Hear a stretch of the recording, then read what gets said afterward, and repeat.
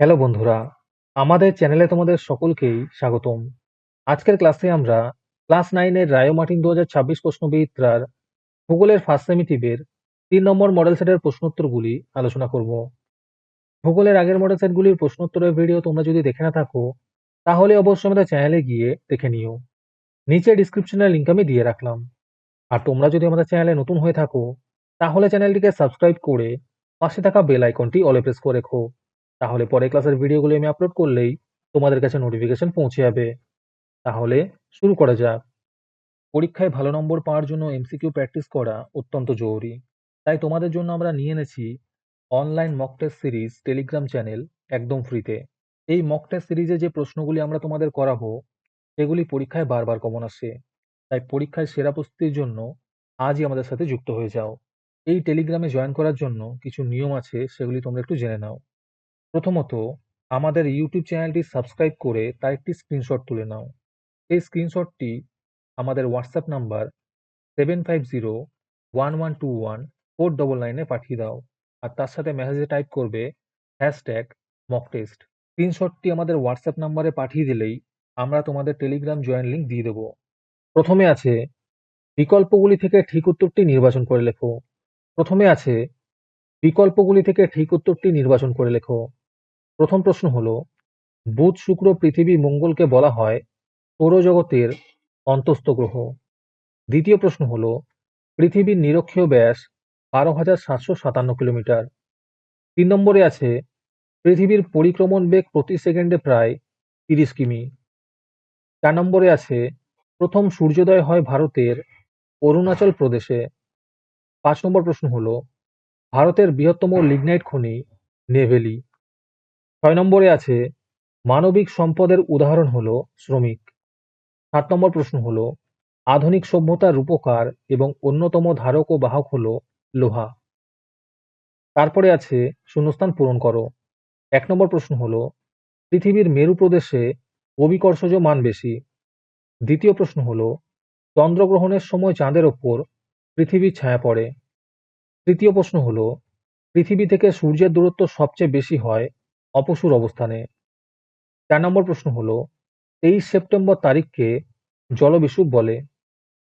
তারপরে আছে স্তম্ভ মেলাও। নরওয়ে হবে নিশীথ সূর্যের দেশ। ম্যাগনেটাইট হবে আকরিক লোহা। সম্পদ হবে অভাব মোচনের ক্ষমতা। তারাপুর হবে পারমাণবিক বিদ্যুৎ। আজকের সমাধান করা মডেল সেটটির মূল্য মাত্র 3 টাকা। তোমরা আমাদের হোয়াটসঅ্যাপ নাম্বার 7501121499 যোগাযোগ করে এই মডেল সেটটি নিতে পারো এবং পরবর্তী মডেল সেটের ভিডিও পেতে আমাদের ইউটিউব চ্যানেলটি সাবস্ক্রাইব করে রেখো এবং অ্যাডভান্স নোটিফিকেশন পেতে আমাদের হোয়াটসঅ্যাপ চ্যানেল জয়েন করতে পারো। ডিসক্রিপশনে লিঙ্ক দেওয়া রইল, তোমরা সেখানে গিয়ে আমাদের হোয়াটসঅ্যাপ চ্যানেল জয়েন করতে পারো। তারপরে 3 নম্বরে আছে নিচের প্রশ্নগুলির উত্তর সংক্ষেপে লেখো। এই প্রশ্নের উত্তরগুলি আমি তোমাদের দেখিয়ে দিচ্ছি, তোমরা দেখে দেখে নোট ডাউন করে নিও। 1 নম্বর প্রশ্ন হলো, কয়লার দুটি উপজাত দ্রব্যের নাম লেখো। এর উত্তর হবে ন্যাপথলিন এবং বেনজিন। একের অথবাতে আছে সাগর সম্রাট কি। এই উত্তরগুলো একটু দেখে নিও। দ্বিতীয় প্রশ্ন হলো, লিপিয়ার কি। 2 এর অথবাতে আছে ছায়াবৃত্ত বলতে কি বোঝো।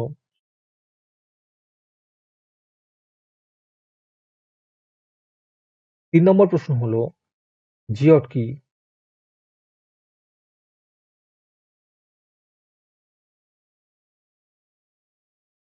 3 এর অথবাতে আছে দিগন্ত রেখা কি।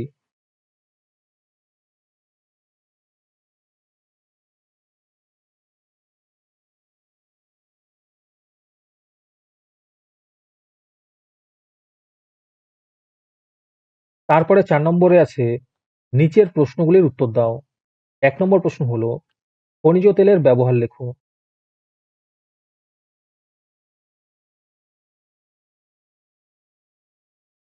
একের অথবাতে আছে অপ্রচলিত শক্তির 3টি সুবিধা উল্লেখ করো। এখানে 4টে দেওয়া আছে, তোমরা যে কোনো 3টে লিখবে।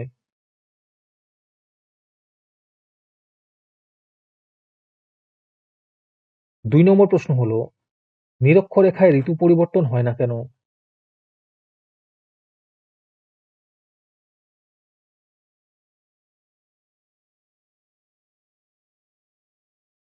২ এর অথবাতে আছে পৃথিবীর অপসূর ও অনুসূর অবস্থানের পার্থক্য লেখো।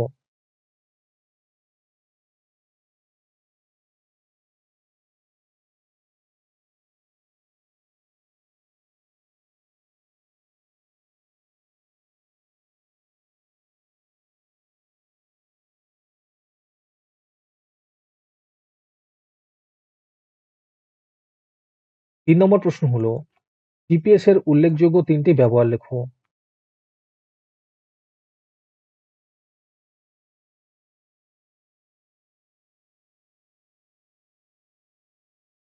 ৩ এর অথবাতে আছে কলিন গ্রহ ও বামন গ্রহের পার্থক্য লেখো।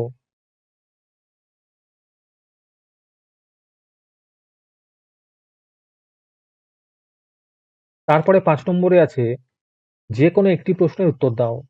১ নম্বর প্রশ্ন হলো গচ্ছিত ও প্রবাহমান সম্পদের তুলনা করো।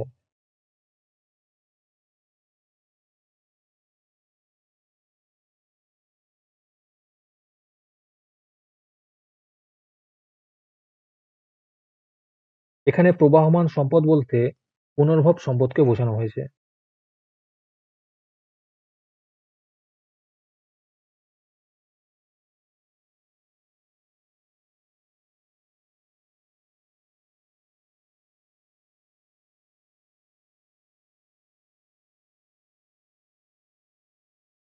২ নম্বর প্রশ্ন হলো জলবিদ্যুৎ উৎপাদনের অনুকূল পরিবেশ সম্পর্কে আলোচনা করো।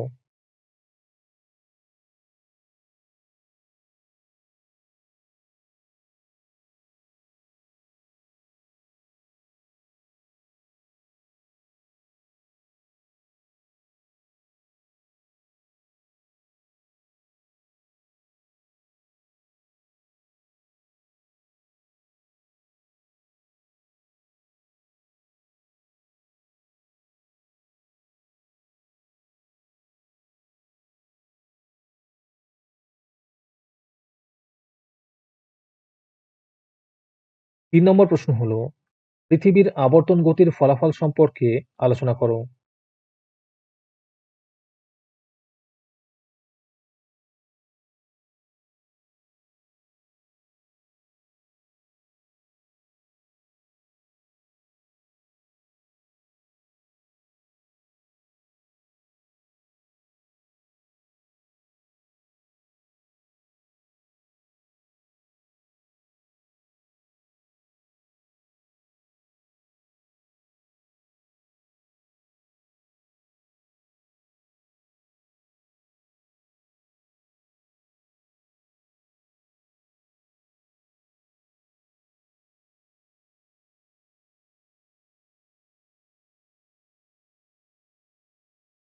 ৬ নম্বরে আছে ম্যাপ পয়েন্টিং।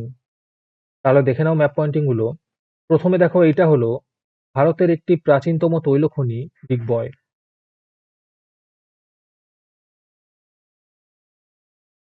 এই পয়েন্টটা হলো পশ্চিমবঙ্গের একটি কয়লা খনি রানীগঞ্জ। তার ঠিক নিচের পয়েন্টটা হলো পশ্চিমবঙ্গের একটি তাপবিদ্যুৎ শক্তি উৎপাদন কেন্দ্র। তারপরে এই পয়েন্টটা হলো ভারতের বৃহত্তম আকরিক লোহার খনি বলদা।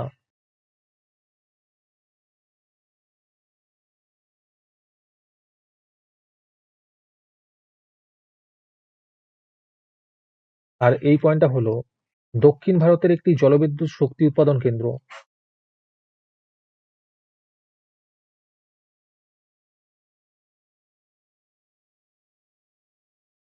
আজকের ক্লাসটি তোমাদের ভালো লেগে থাকলে ভিডিওটিকে লাইক এবং চ্যানেলটিকে সাবস্ক্রাইব করে দিও। সাথে ভিডিওটি তোমাদের সহপাঠীদের শেয়ার করে দিও। আর তোমরা কোথা থেকে আমাদের ভিডিওটি দেখছো অবশ্যই কমেন্টে লিখে জানিও। তাহলে আজকে এই পর্যন্তই। দেখা হচ্ছে পরের ক্লাসে।